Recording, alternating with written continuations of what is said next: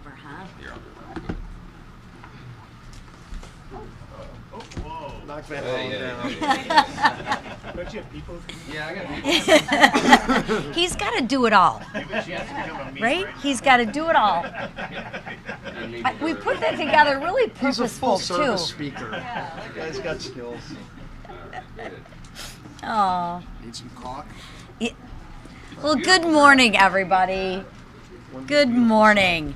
Today marks 100 days of President Trump's second term, and I am honored that he has chosen to celebrate in my home state of Michigan. There's no better place to celebrate 100 days than in Macomb County, Michigan. The first 100 days proves that we are headed in the right direction, the direction in which 77 million people voted for. Just look at the White House lawn today. Pictures of violent, illegal aliens that Biden let into our country. These rapists, murderers, and child molesters have no home here in the United States of America. And guess what? There's room on the White House lawn for a lot more of them. And that's what the American people voted for. And we are going to keep going until every single one of them is removed to make our streets for Americans safer. Thankfully, there's a lot less of those illegals coming in now, because apprehensions at the border are down 94%. And Border Patrol averaged the lowest daily nationwide apprehensions in history. President Trump is taking action, and Congress is passing border security bills. We've sent a message. The border is closed.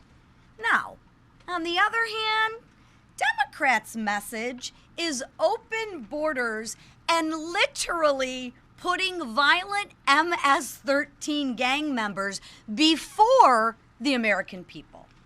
That's their message. Look no further than their recent trip to El Salvador, one of which was funded with, yes, taxpayer dollars.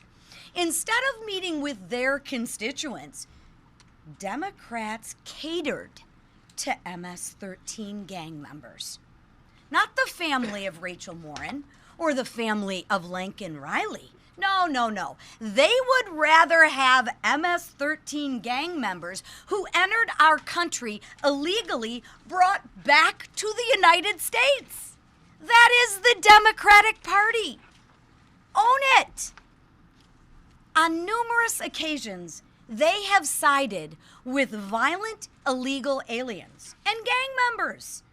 Democrats are doubling down on their failed agenda. Why?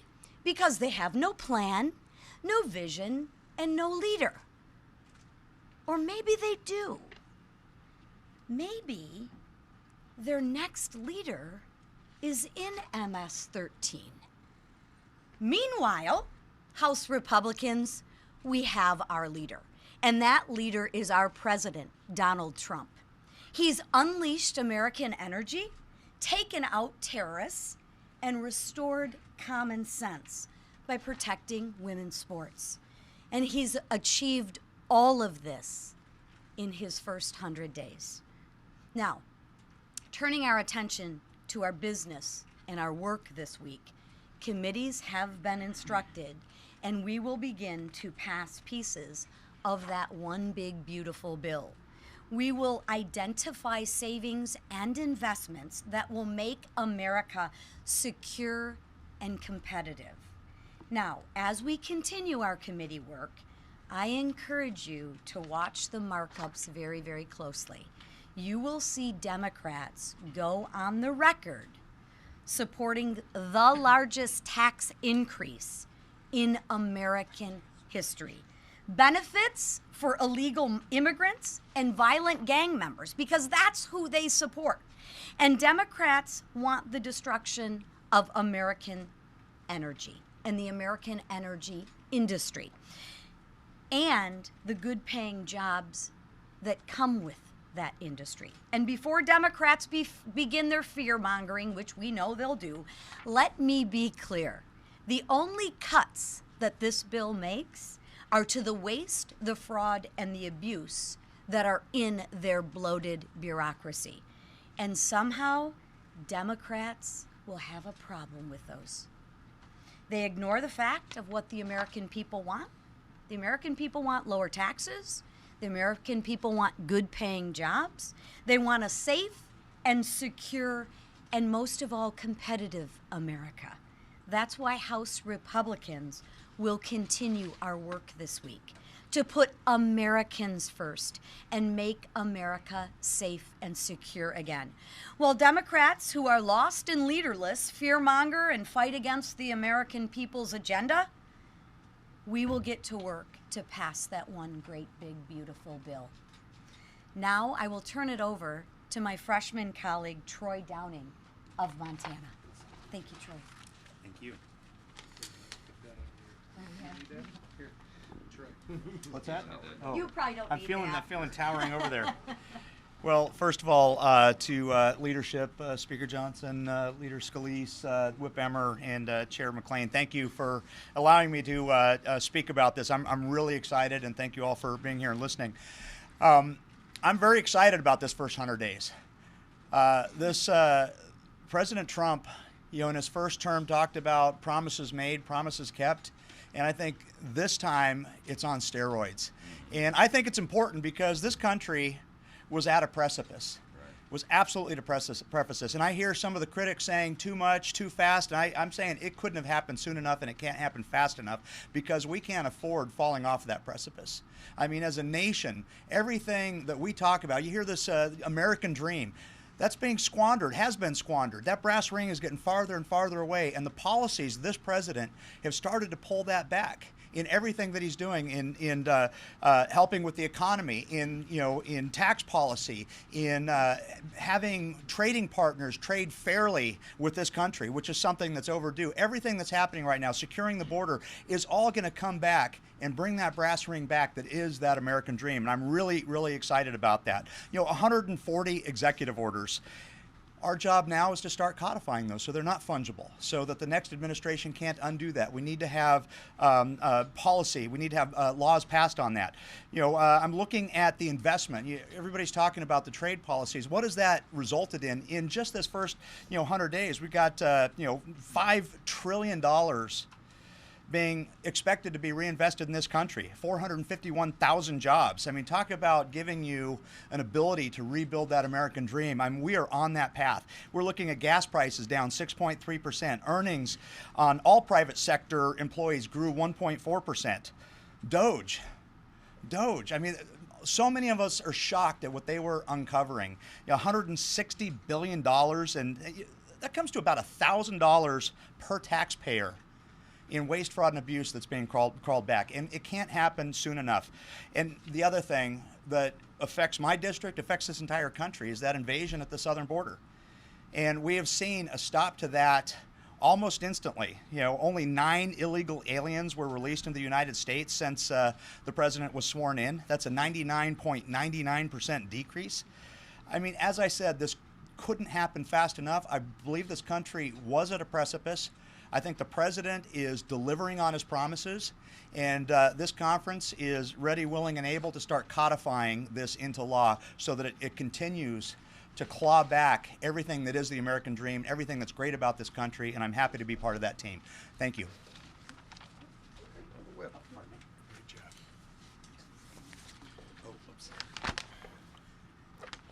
President Trump's first 100 days in office can be described in 4 words.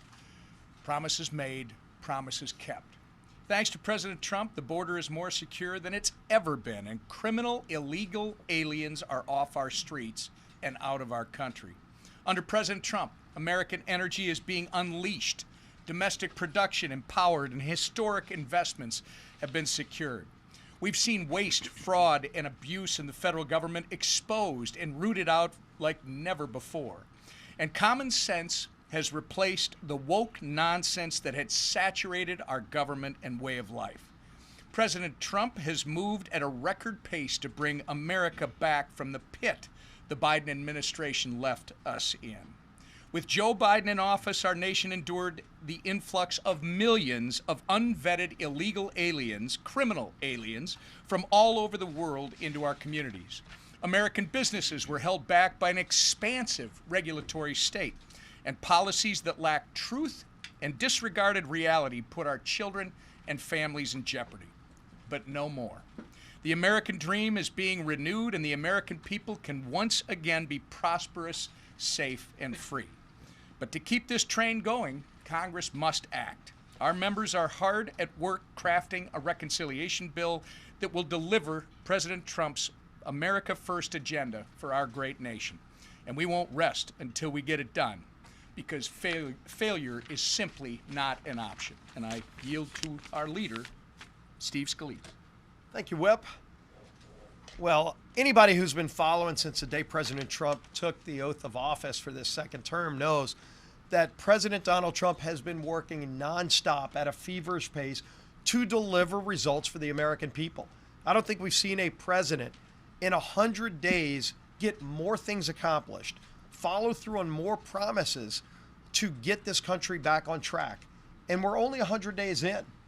Obviously, the things that we've been working with this president on are really going to be starting off in a much bigger way with this One Big Beautiful Bill. The budget reconciliation process formally starts today with the reconciliation bill. 7 committees go to work this week. Next week, another 4 committees will continue doing that important work. And this has been about a year in the making. This is not something that happened overnight. All of our committees have been meeting both individually. We've been meeting with the president for about a year to get to this moment and start delivering on those things that we all ran on. These are not just campaign promises that Donald Trump talked about on a campaign trail. This is also something that House Republicans said we would do. We said we would prevent a massive tax increase on American families. If Congress takes no action, there would be a $4.5 trillion tax hike on families. And if you listen to Democrats, who are all going to vote no on this package, let's make no mistake about it. They've been clear from the beginning. They just want to obstruct everything. You saw it at the State of the Union when President Trump said, look, this 13-year-old boy beat cancer. And they all just sat there on their hands, angry because President Trump was highlighting somebody else's success. And I think the American people got disgusted when they realized a whole major party in America is just going to oppose anything President Trump does because they hate him as an individual, even when it's good for America. And believe me, preventing a tax increase on over 90% of American families is good for America. But every Democrat will vote no because they want a tax increase on American families. Every Democrat will vote no on a bill that's going to secure America's border. You've seen President Trump deliver through executive action on things he can do. And it's resulted in amazing results, over 95% reduction in border crossings illegally, deportation of hardened criminals, violent gang members, murderers, rapists, finally sent back to prisons in their country where they belong, where many of them came from. And what are Democrats doing? Democrats aren't celebrating that. They're flying to other countries to try to get hardened gang members in prisons released back into the United States. It's lunacy. But that's where their party is because they are void of any ideas. They are a leaderless party. The Democrat Party literally has no leader except AOC and Crockett and Bernie Sanders. And that's what their party's become. They're just opposed to everything. They don't want to produce more American energy. But the good news is we do. That's also going to be in this bill that we start debating, to allow America to produce more energy so that we and our friends don't have to be dependent on foreign nations like Russia or Iran for oil and natural gas. We can do more of it. We can lower costs for families. We can create more jobs at home. We can ensure that more manufacturing can be done in America. That's all going to be part of this bill. We're also going to make our military more competitive. Everybody knows China's been incredibly aggressive at not just their naval fleet, developing hypersonic weapons. And America had fallen behind under Joe Biden. And Donald Trump said, we are going to address these inadequacies. And if you look at what's in this bill, again, addressing major problems to make our country competitive again militarily, and every Democrat will vote no on that as well. And the good news is Republicans said, well, if Democrats are just going to block everything, if Democrats want a tax hike, if Democrats do not want secure borders, if Democrats want to make our country more dependent on foreign nations for our energy, that's why they lost the election. Those days are gone. We can actually fix all of these problems without any Democrat support. We'd welcome their votes. We'd welcome their input. But they've chosen to just go the other way because their far left radical base won't let them work with Donald Trump on anything that's good for America. But that hasn't deterred President Trump. President Trump is resolute in fighting for those hardworking families who have been struggling. Again, the tax increase, when they talk about millionaires and billionaires, it's over 90% of Americans who would see a tax increase if no action was taken. That's families making $50,000, $60,000 a year.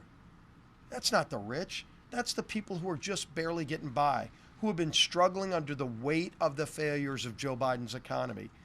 The waitress who's maybe working 2 jobs, barely getting by, and President Trump and this Republican Congress are going to deliver on no tax on tips, so that that single mom who's maybe working 2 jobs can have a little bit more money in her pocket and be able to take her kids on a vacation or invest in her kids' college. That's what we're doing this week as we watch the Democrats oppose everything just because they've become a party derelict of any ideas. This is a Congress of leadership and action, working with a president who's probably done more in 100 days than any other president we've ever seen, and the best is yet to come. And our leader in this fight, who's been marshaling us through the whole way, is the Speaker of the House, Mike Johnson. Thank you, Leader. Thanks to all of you. Welcome back. Hope you all had a blessed Passover and Easter. We did. Our members are excited. It's a great day in our country. Thanks to the Republican Party, America is back, and we're excited about it. I talked to the president twice this morning already. He's having a big celebration for the first 100 days in Michigan, as Chairwoman McClain noted, and he's excited about all of that and everything that we're all doing together. We had a big meeting of the Republican conference this morning, and they're all excited. They were all home for the 2-week district work period, and they were moving around their districts and talking with their constituents and getting lots of pats on the back. It's a great time for the country, and you can sense our optimism about all that. It's been noted a couple times here, but 100 days ago, not far from where we're standing right now, President Trump made his historic return to the presidency.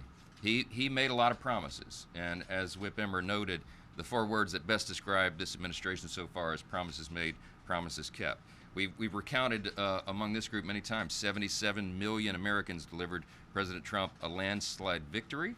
We had our highest popular vote total ever as House Republicans, 74.8 million, and we got a mandate to do exactly what we're doing right now. We have not wasted a moment.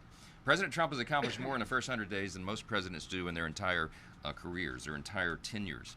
The Atlantic, right? I don't know if there's an Atlantic reporter here this morning, but that's not President Trump's, they're not a fan of him, right? Yesterday they described him this way, quote, "He is the most consequential American leader of the 21st century." And that's an understatement. President Trump has, here's a list, removed men from women's sports, ended DEI in the federal government and the U.S. military, expanded oil and gas extraction to lower prices, taken steps to end unfair trade practices, secured trillions of dollars in new investments in American manufacturing, deported criminal illegal aliens, stood up for religious liberty, and rooted out anti-Christian bias, combated virulent anti-Semitism on college campuses. The list goes on and on and on. That's just barely scratching the surface. That's in 100 days. We're just getting started, and that's one of the reasons that we're so excited. Nearly every public opinion survey found that voters in the last election were most concerned about 2 things. This is just one metric for consideration: inflation and the wide open border and the crisis that created. Look at this. On just these 2 issues, in 100 days, illegal crossings are at an all-time low, as Congressman Downing noted, and inflation is falling rapidly. President Biden often said that he had exhausted his executive authority. He told me that we needed new laws. He told me this many times himself. We had to stop the border crisis, but Congress has to act. I pleaded with President Biden, do your job, use your executive authority. He claimed he didn't have it. But as President Trump has just demonstrated, all we needed was a new president. We needed real leadership. We didn't need new laws.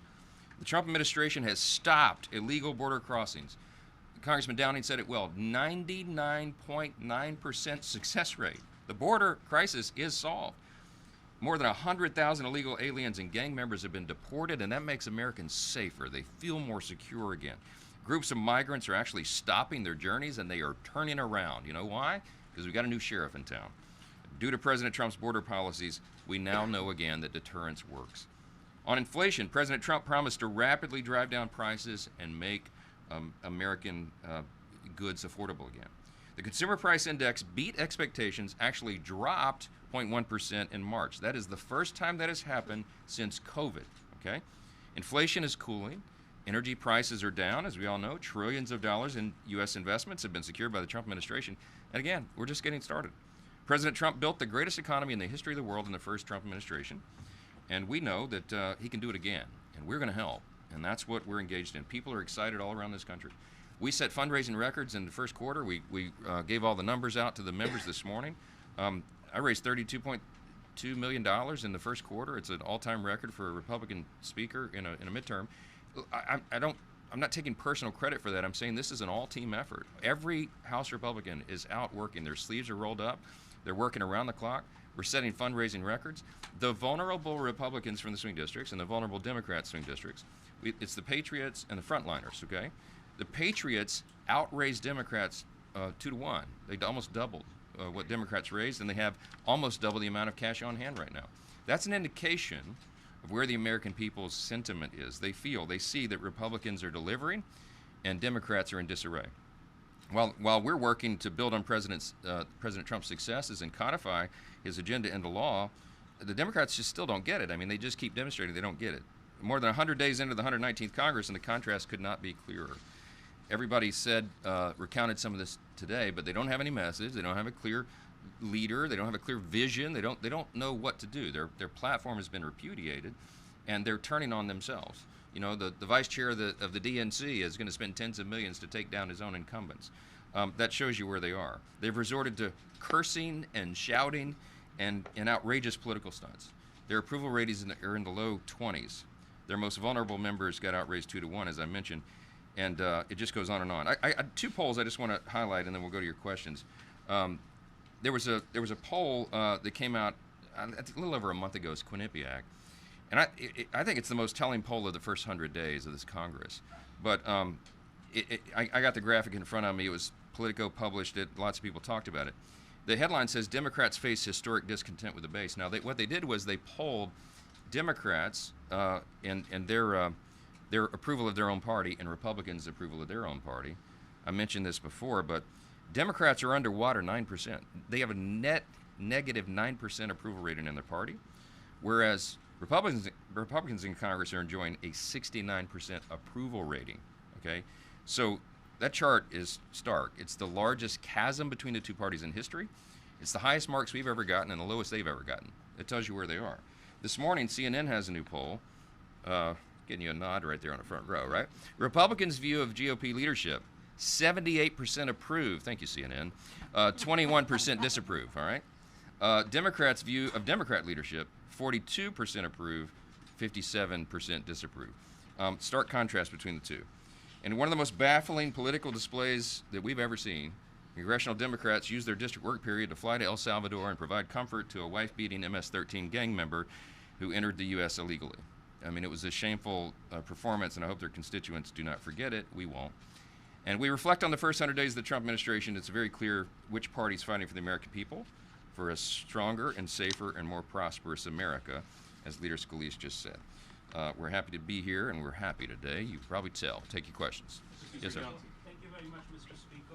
On the subject of polls about the first 100 days of President Trump's administration were released a few days ago, and he has the lowest approval rating of any president in the last 80 years, according to Washington Post, ABC News, and Ipsos, I believe.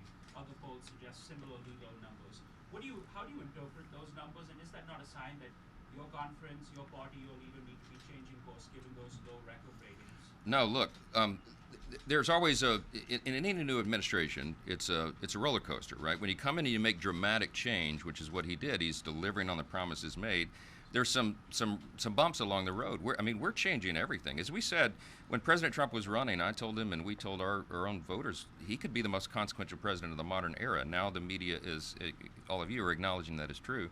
By extension, we can be the most consequential Congress as well, because we quite literally have to fix every area of public policy. The last 4 years was an absolute unmitigated disaster, and we got to fix it all. So when you're doing that, it's disruptive in a way, and and the early initial people, they have an emotional reaction sometimes for the big changes, but what they're seeing and what the real polling is showing is that they understand that we're headed somewhere. This is the, out of the gates, all these big achievements that we just recounted, and I said we're just getting started. The reconciliation bill is the big chunk of this. The vehicle through which we will deliver the America First agenda is this big, beautiful bill, which is why we call it that. The president's approval rating is better than it was in 2017 when he got started, right? Because people trust him. The thing about President Trump is he's had an administration. This is not a new thing. People remember. It's hard to remember. It seems like it was 20 years ago. But right before COVID, we had the greatest economy in the history of the world. There's been a little question and concern about, the rocky start, some of the stock market, some of the tariff policy and all that. But right now, even today, people are beginning to see the dust settle on that. They understand there was a master strategy behind this, and they're seeing the results. We're going to have 100 countries, by some accounts, and maybe higher, renegotiate their trade policies with America because of what President Trump did. He's the only leader bold enough to have done that. And that's going to be a net positive, of course, for all the American people. It's going to be more fair for us. We trust the executive to do that. We trust this executive to do that. And President Trump has had some great achievements. So, look, polling goes up and down. We all talk about it, pros and cons. But at the end of the day, we're going to deliver on these results, and the American people are going to reward us for it. Yeah. Two of your members, Elise Stefanik and Mike Lawler, are both considering runs for governor of New York. Those one seat in particular, Congressman Lawler's seat, may be one of the most competitive in the country. They can't do both. They can't run for governor and Congress. Will you have conversations with them about what works best for your conference, and have you started having those conversations yet? I have lots of conversations. I love them both. They're two of my favorite people and my most trusted colleagues, and they're both super talented, which is why they get talked about for doing other things. We have lots of, look, we've got a very talented group here. We have lots of House Republicans who are being courted to run for Senate or governor or do something big. I mean, my preference is that they all stay here with me, right? We get the job done. But I don't begrudge anybody for having other opportunities, and we ultimately support him in whatever they do. But are we having conversations? We are, yeah, and that's all I'm going to say about it. But I ultimately, look, I support my friends and colleagues. These are more than colleagues, they're friends. And I want all of my friends to do well and go as high as they can, be of their highest and best use to the country. So we'll see how it shakes out. Mr. Speaker Johnson, do you plan on meeting with governors to advise them on how they might restructure their budgets if you're reforming SNAP and Medicaid? Because Kathy Hochul is working on the New York budget. I'm not sure Kathy Hochul and I are going to sit down and talk about New York's budget. But I will just say this. We're going to be good stewards of the taxpayers' resources, okay? Do not believe the hype. Do not believe the lies the Democrat Party has said. We had their ads taken down, okay? They were running ads around the country and in swing districts trying to convince people that Republicans were going to gut Medicaid. It's just simply not true, and that's why their ads and billboards had to come down. We sent them a cease and desist letter because we pointed out they were lying. By the way, the Democrat leaders in Washington have zero credibility with the American people. Remember, they tried to tell us for the last 4 years that Joe Biden was an exceptionally talented, brilliant, on-point leader, okay? They don't have any credibility on any of this. We're going to prove the opposite. The committee markups, as Leader Scalise noted, we have 7 committees marking up components of the big, beautiful bill this week. We have 4 others next week. That third week that we return, the Budget Committee will merge all that together into the one big, beautiful bill, and you will see the results. We are going to preserve the programs. We're not gutting Medicaid. We're going to reduce fraud, waste, and abuse, which every single American should be applauding. The Democrats should as well, but they're not allowing themselves to do it. And we're going to make sure it works better. We're going to preserve the program, not cut it. It's exactly the opposite of what the Democrats are saying. So the states will adjust to all these things, and we will make sure that the people who need these benefits and rely upon them are protected. Okay, that's the whole thing. Yeah. Apologies for a wonky tax question.